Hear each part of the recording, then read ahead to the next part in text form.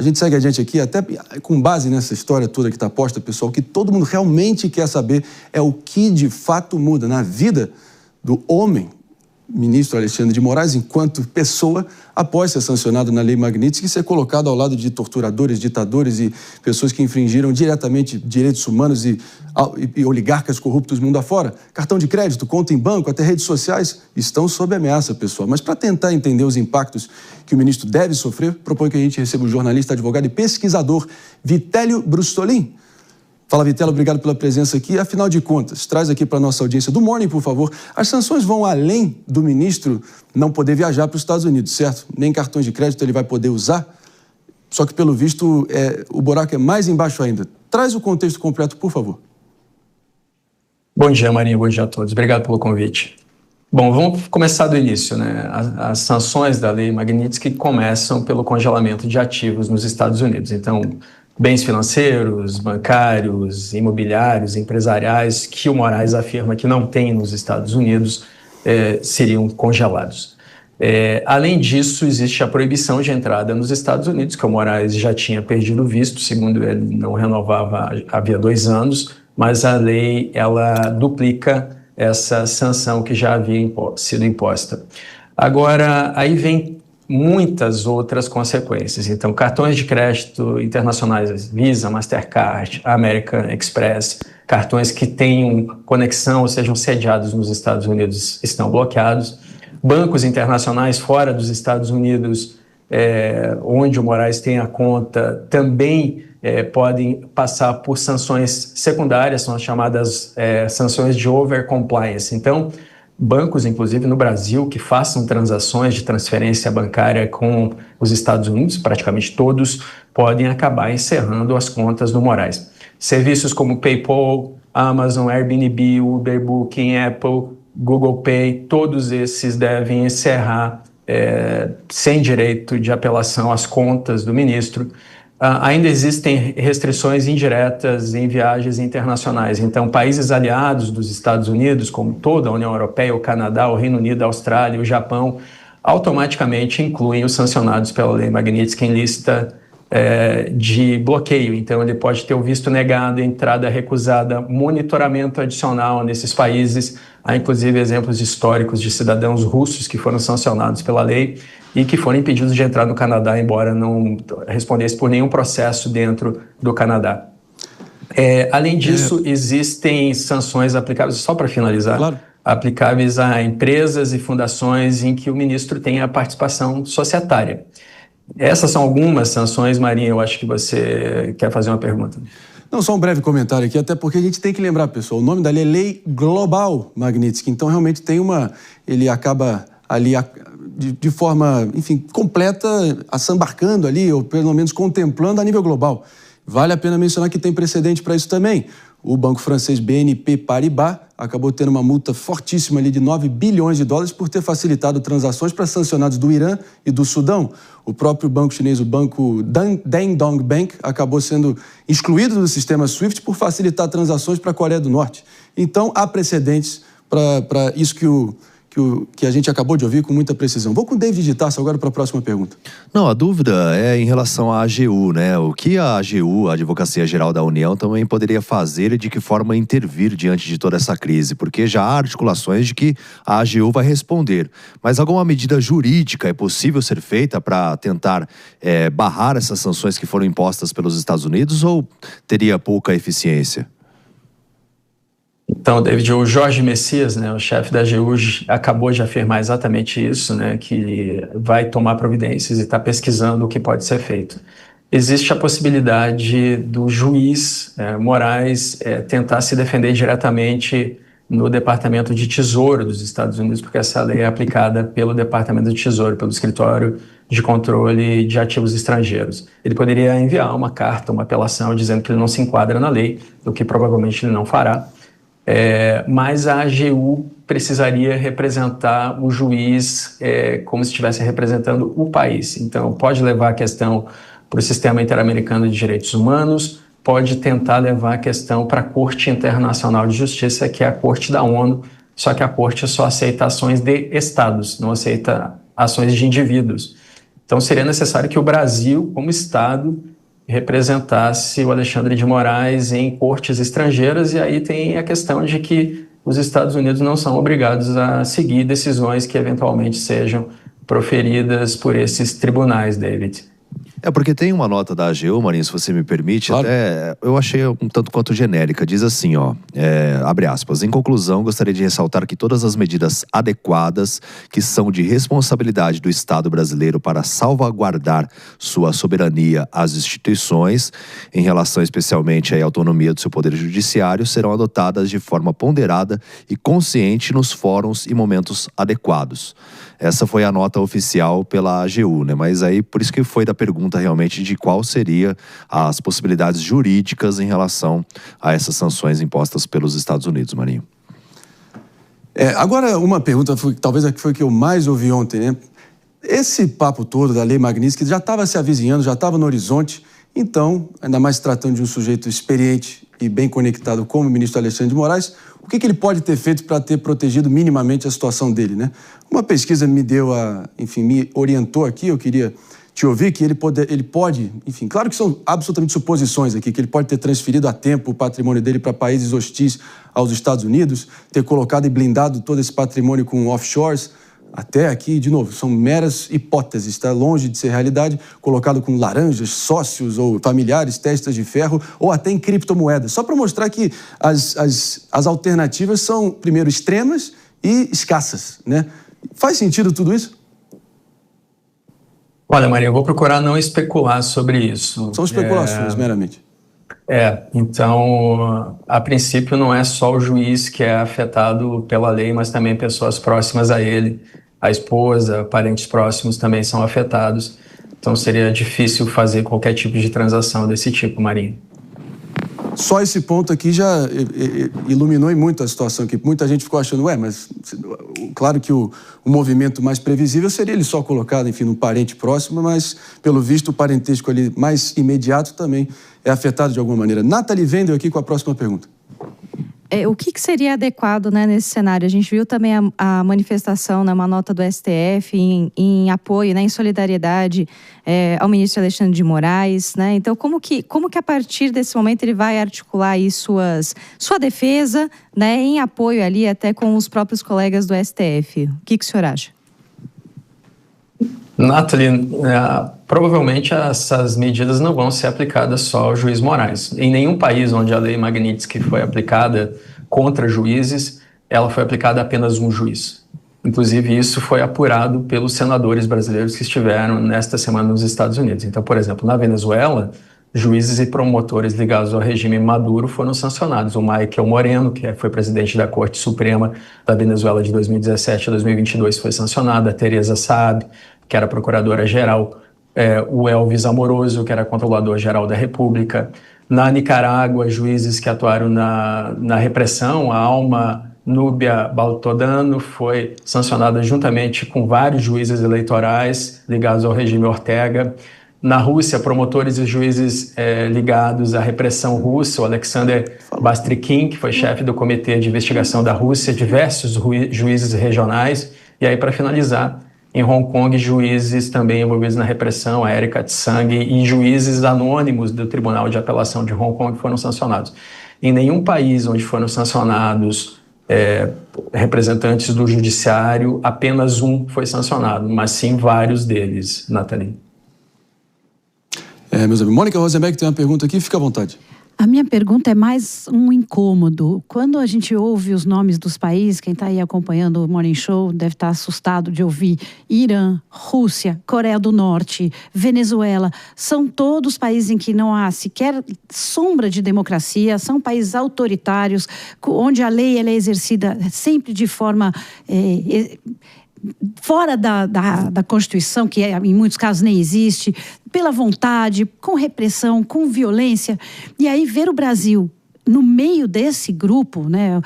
Infelizmente, o presidente Lula tem se alinhado sempre com essa turminha que eu chamo do eixo do mal.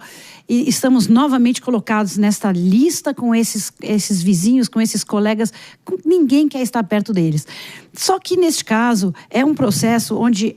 Primeiro que o Brasil é uma democracia e é uma dos poucos... Eu não encontrei nenhum outro caso em que a Lei Magnitsky tenha sido aplicada numa democracia ou contra uma democracia. Nós somos uma democracia e esse processo, apesar de todos os questionamentos, apesar dos abusos e dos excessos que vêm sendo cometidos, o processo está seguindo a Constituição, ele existe de forma transparente e existem remédios dentro do Brasil que poderiam ser tomados. Você não entende que nós, como país, deveríamos sim defender para que essa lei não fosse aplicada contra um ministro da nossa Suprema Corte, e aí até que isso possa ser aumentado e levado à Procuradoria-Geral e a outros membros da Corte? Isso, para mim, é uma ofensa ao Brasil, que essa lei esteja sendo aplicada hoje num país democrático, apesar de todos os problemas e todos os questionamentos que podem sim ser feitos em relação a como o Supremo vem tratando esses processos. Olha, Mônica, nos Estados Unidos existe a tramitação de uma lei do Rick McCormick e da Maria Salazar, que são congressistas dos Estados Unidos, e essa lei é justamente para proteger a liberdade de expressão de cidadãos americanos, que é protegida pela primeira emenda da Constituição, e eles nomeiam especificamente o juiz Moraes e outros juízes do STF. Agora, em contraponto a isso, e indo na direção da sua pergunta, uma das pessoas que ajudou a criar a Lei Magnitsky, ela foi criada em 2012 no governo Obama, que é o William Browder, ele era cliente do Sergei Magnitsky, que foi morto em 2009 na Rússia, e ele fez uma campanha pública pela criação dessa lei. É só em 2016 que ela se transforma numa lei global, como o Marinho pontuou. Inicialmente, ela era destinada a combater abusos de poder na ditadura da Rússia. Então, William Browder veio a público dizer que ele acredita que essa lei não deveria ser aplicada ao Moraes, porque, segundo Browder, o Moraes não se enquadra na violação sistemática de direitos humanos ou corrupção. Então, existe um contraponto. E existe ainda um outro contraponto que vem da Europa, né? Então, o Dominik Tarczyński, que é um eurodeputado, ou seja, ele representa a Polônia no Parlamento Europeu, está tentando passar sanções contra o Moraes e outros juízes do STF na Europa. Tá? Então, dos dois lados existem argumentos nesse momento, Mônica. Aí fica a reflexão. Vamos aqui com Mano Ferreira, fica à vontade para a próxima pergunta. Eu queria entender um pouco qual a visão do Vitélio a respeito do que deve acontecer na comunidade internacional a respeito do Brasil, porque a gente está falando justamente de uma classificação que coloca o Brasil no clube, digamos assim, o clube do mal, né? Como a Mônica estava falando, um clube de párias internacionais que violam direitos humanos e que não respeitam liberdades fundamentais. Na tua avaliação, essa deve ser a tendência na comunidade internacional ou a aplicação da Lei Magnitsky deve ficar restrita ao entendimento de Donald Trump?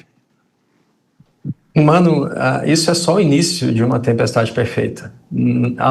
Segundo pessoas que estiveram nos Estados Unidos nessa semana e fizeram apurações, inclusive senadores, o Brasil vai ser alvo de sanções secundárias por comprar diesel russo. Essas sanções secundárias vêm dos Estados Unidos, mas com apoio da Europa.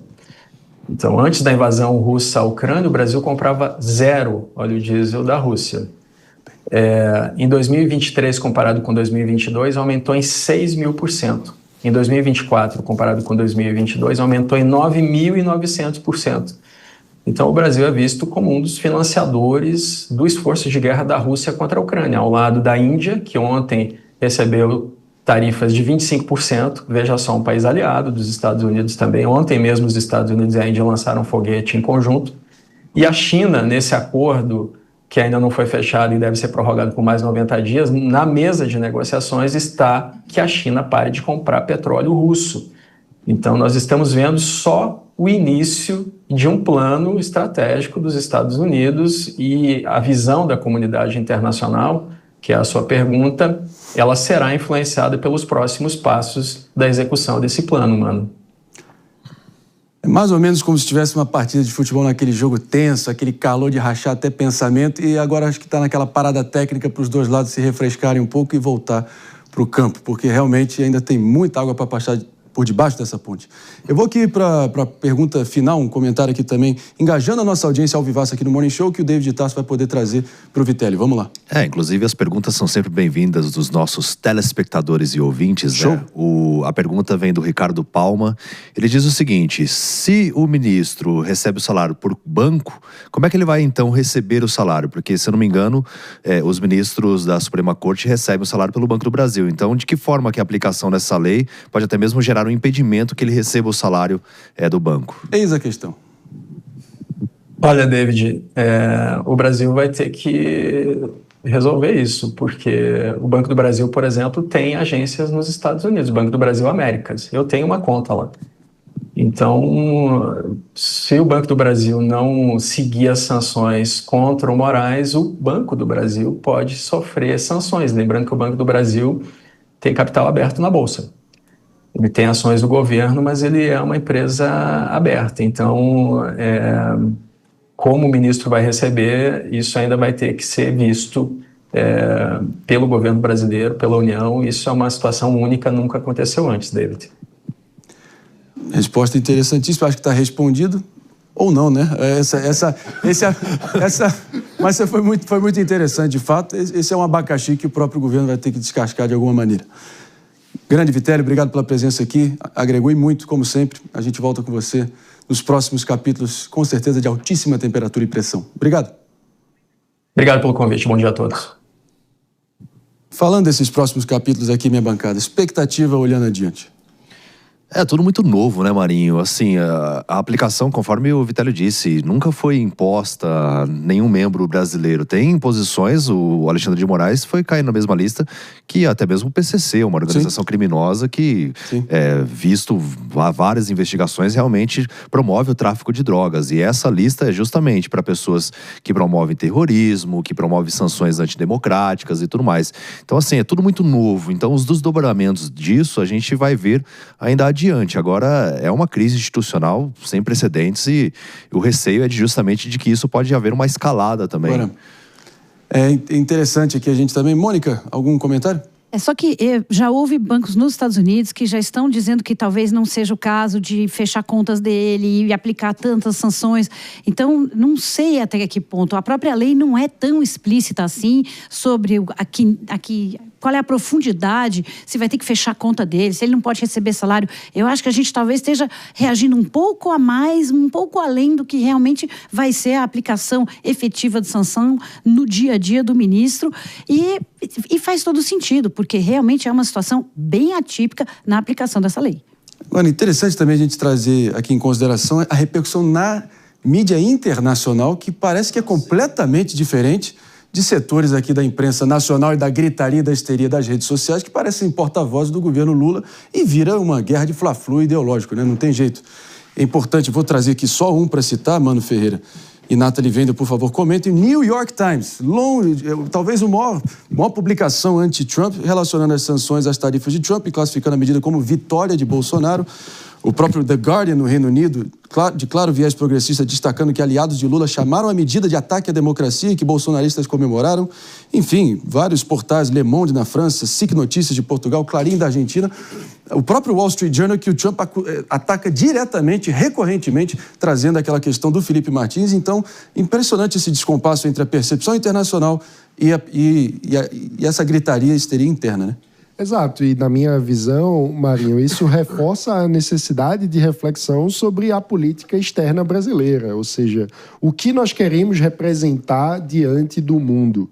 Qual é o papel que o Brasil se atribui no concerto das nações? Isso precisa ser repensado de modo sério. Nós queremos ser visto como um país que financia guerras? Nós queremos ser visto como um país que está ao lado da Rússia num momento de agressão contra a Ucrânia? Nós queremos ser vistos como um país que financia a ditadura venezuelana, que ajudou na consolidação do regime e que até hoje presta apoio diante de fraudes eleitorais e de todos os absurdos e violações de direitos humanos que ocorreram na Venezuela?